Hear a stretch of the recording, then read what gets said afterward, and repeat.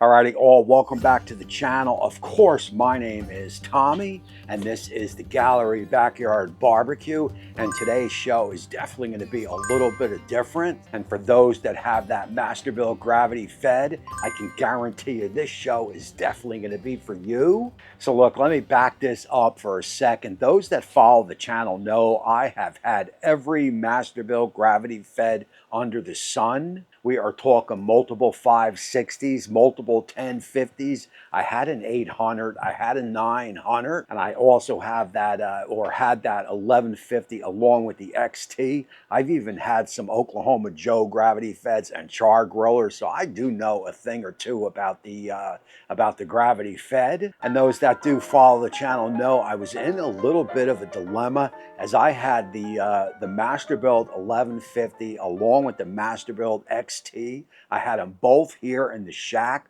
but of course I couldn't keep both of them, so I had to decide which one is going to stay and which one is going to go. Now look, right off the bat, the Masterbuilt 1150 holds temperature better than any gravity fed that I've ever owned. And on the flip side, that Masterbuilt XT is probably one of the worst at holding temperatures of any gravity fed that I've ever owned. That said, the Masterbuilt XT is built like a tank. The Masterbuilt 1150 is certainly not built like a tank, at least for my needs here, as I do a lot of work here in this shack, and I've got a ramp where I carry I move the grills through the lawn, up the ramp, get them in place here so I could work. And the gravity fed 1150 with those 2-inch casters just wasn't going to cut the mustard for me. I mean, it just seemed a little bit flimsy and a little bit hard to handle. So the 1150 had to go. The Masterbuilt Gravity Fed XT had to stay. That said, there was one problem with the XT that I have experienced, along with many other Masterbuilt users, because I read it all down in the Facebook groups. It is a little bit tough to dial in that temperature. I mean, you can have that control panel set to 350 and it could be 300 in the pit. It could be 275. The same if you have that control panel set to 250. You don't really know what temperature is going on inside the pit. Well, today's show, we are going to change all that. So I got to give credit where credit is due. I was flipping around on some of the Masterbuilt Facebook groups and I ran across a couple posts where some of the gravity fed users had installed the Chef's Temp S1 and also the base unit on their master builds with some pretty good results. Now look, those that follow me know that I have been with Chef's Temp now probably for 3-4 years. I am an OG at Chef's Temp, and I always use their products here on the channel. And as you can see, I've got the S1 and also the base unit installed out on my Lone Star offset. I've also got the unit installed out on my Lone Star pellet grill. I've got 2 Weber kettles, one black one where it is installed, and also one, I guess you could say it is gold, where I've also got it installed. Now look, I've got them installed there because I love the way the Chef's Temp app works. And also, I gotta tell you, that S1 has been spot on as far as temperatures. So it has worked absolutely perfect for me. Well, that and here is what today's show is going to be all about. Yeah, we finally got there. I am going to show you how to install it on the Masterbuilt XT. And also we will fire it up and take some temperature readings to see just how accurate it is. So look, what I want to do here is let's turn our attention down to that Masterbuilt XT and let me show you how I'm going to get this installed. Alrighty, before we jump on over to that install, and trust me, it is not going to take long to do, I just wanted to clear something up real quick. Each S1 that you purchase is going to come with one base unit. And if you are like me here at the channel and have multiple grills on the property, you can purchase the base units separate, have them installed on the grills. And when you are ready to use the Weber kettle or you are ready to use the Masterbuilt or maybe the Lone Star, Just grab the S1 from in the house, get it installed onto the base unit, and you are good to go. So look, without further ado, let's jump on down over to that Masterbuilt Gravity XT and let me show you how to get this installed. So if your pit already has a temp gauge installed, there is nothing really that you have to do but just remove that one screw and install the base unit one screw right in.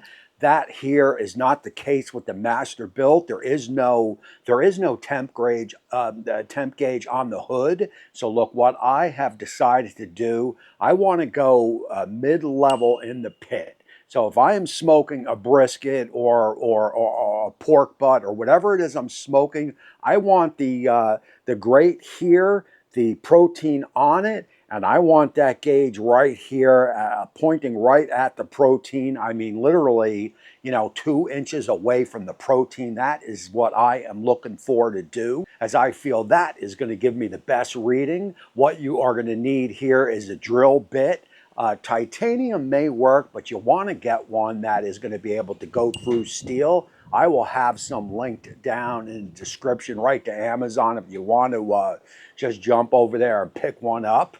Now, as you can see, the one I am using gets a little thicker on the as you go in, it gets a little thicker. That is really not what you want, but that is what I had on hand. So I am going to drill through the first wall. Remember, we are double wall insulated. So that is going to go through the first wall. I don't want to keep going because I don't want to make the hole too big.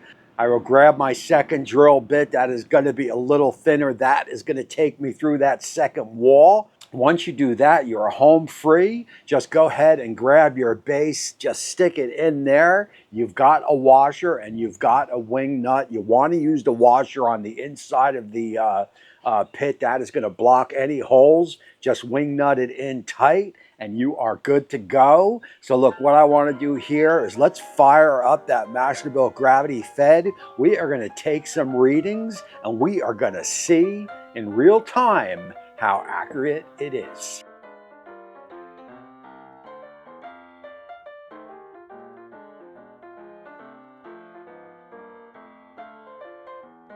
Alrighty, so look, the Masterbuilt is all fired up and I am going to monitor the inside temperature with my wired chef temp, and I can tell you this sucker is accurate. I use it just about on every cook and it is spot on. Whatever this chef's temp tells me it is inside is exactly where it is. Trust me. I will also get that middle shelf. So we've got the chef's temp wired here, and we've got the chef's temp S1 probably only 2-3 inches away from it. So let's see how she does. I've got the control panel on the Masterbuilt set to 250. That is my sweet spot. And as we can see, it is the typical overshoot of the control panel that has brought us right here where we are today. We are reading about 271, 275. And as you can see, the S1 is reading 239 and my wired is reading around 240, 241. So that is synced up pretty perfect. So as long as I know the S1 is spot on, I can adjust the control panel to where I need it to be to know that I am cooking at the exact temperature that I have the pit set for. Alrighty, so look, before we close this show out, I bumped up the pit to 300, 305, somewhere right in there. And also of note, I allowed the pit to stabilize a little bit before I ran each test. And as you could see, we are a typical, again, overshoot on the XT at about 350. So 305 set, 350 overshoot. That said, the S1 is showing about 307 and my wired is showing right at that 305. So that there is pretty perfect. I will just let this run as we close out the show. I'm going to give you some of my thoughts here, so we could put a pin in this show. And look, my thoughts with this is I can run that Masterbuilt app. So if I want my pit set to 250, I can control the app on the Masterbuilt to control the temperature. So if I have to set it to 375 to get to 250 or 300 to get to 250, I can set it with the app and also track it on my Chef's Temp S1, which is all going to go right to my phone. So I don't even have to be home. I can do all this from the store to know that I've got my Masterbuilt set exactly right where I want it. And that there is going to make this probably, well, definitely the best pit that money can buy under about 1,500 bucks. So I am thrilled the way this